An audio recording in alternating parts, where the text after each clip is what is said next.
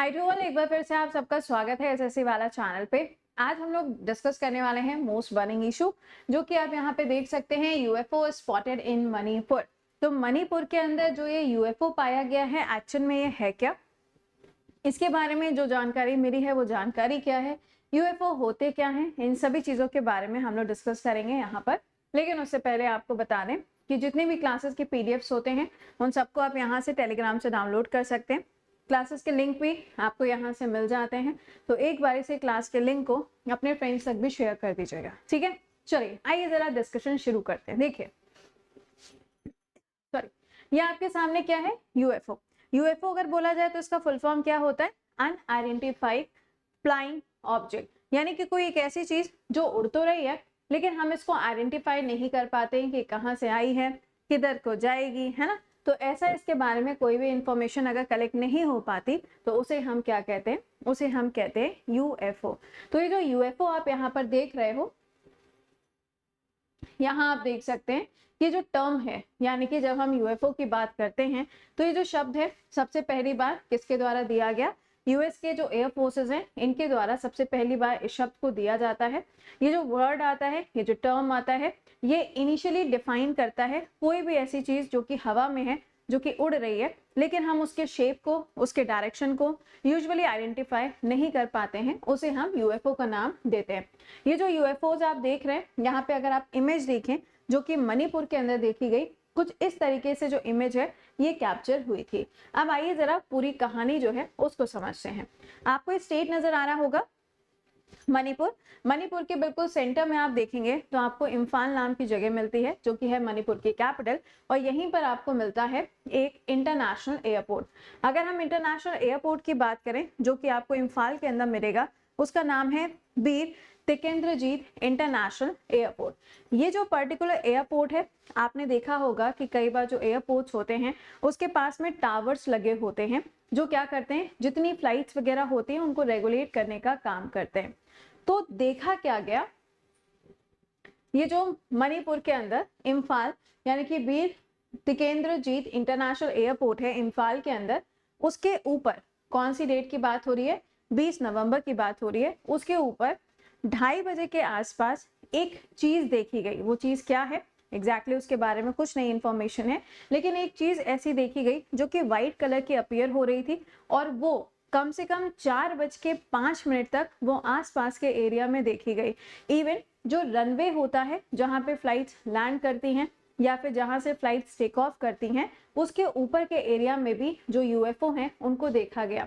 UFO का full form unidentified flying object. ये एक ऐसे ऑब्जेक्ट्स होते हैं जिनका डायरेक्शन हमें नहीं पता, एग्जैक्ट उनका स्ट्रक्चर कैसा है ये भी हमें नहीं पता, किधर से आए हैं किधर को जाएंगे ये भी हमें नहीं पता। तो वहां पर इसको देखा गया।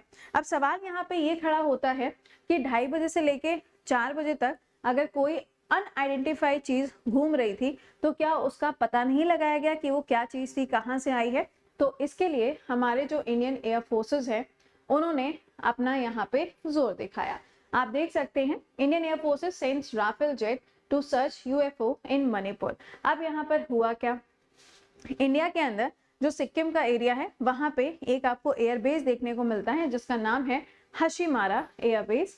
ये जो हशीमारा एयरबेस है ये चाइना के बिल्कुल पास में आपको देखने को मिलता है, और यहाँ पे इंडिया ने राफेल को डिप्लॉय करके रखा हुआ है। जी हाँ, ये वही राफेल हैं जिनको इंडिया ने फ्रांस से लिया, डेसॉल्ट कंपनी ने इसको डेवलप किया, और यही राफेल्स यहाँ पे इसके सर्च के लिए भेजे गए। जिसमें सबसे पहला जब राफेल भेजा गया तो वो कोई भी इंफॉर्मेशन कलेक्ट नहीं कर पाया, गया उसने सर्च किया बट कुछ भी दिखाई नहीं दिया और ये वापस आ गया। उसके बाद में इंडियन एयर फोर्सेस ने एक और राफेल को भेजा, लेकिन उसको भी कोई इंफॉर्मेशन कलेक्ट नहीं कर पाया। क्यों? क्योंकि 2:30 बजे से लेके यानी कि 2:35 से लेके करीबन 4 बजे तक या 4:05 तक देखा तो गया, लेकिन उसके बाद ये किधर गया, डिसअपियर हुआ, कहाँ गया, इसके बारे में कोई भी इंफॉर्मेशन नहीं है।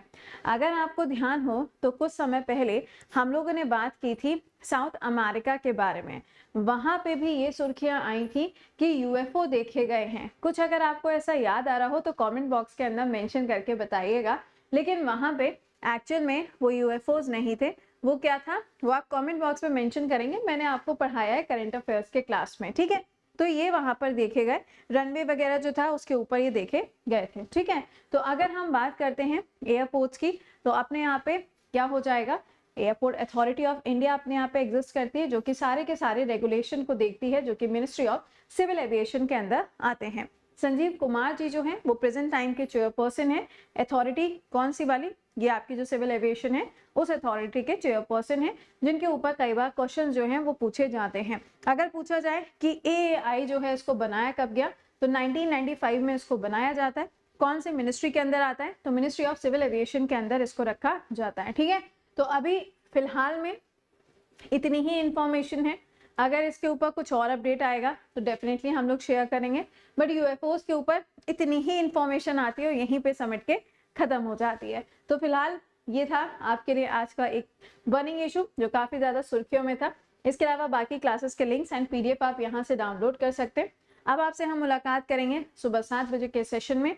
टिल देन याद रखिएगा एयरबेस का नाम, साथ में आपसे पूछा जा सकता है मणिपुर की लोकेशन के बारे में और इस पर्टिकुलर एयरपोर्ट के बारे में। 3 क्वेश्चन जो कि यहाँ से फ्रेम हो सकते हैं। टिल देन खुश रहिए, मुस्कुराते रहिए और अपने फ्रेंड्स के साथ में इसे जरूर से शेयर करिएगा। मिलते हैं सुबह 7 बजे। Till then bye bye and take care to all.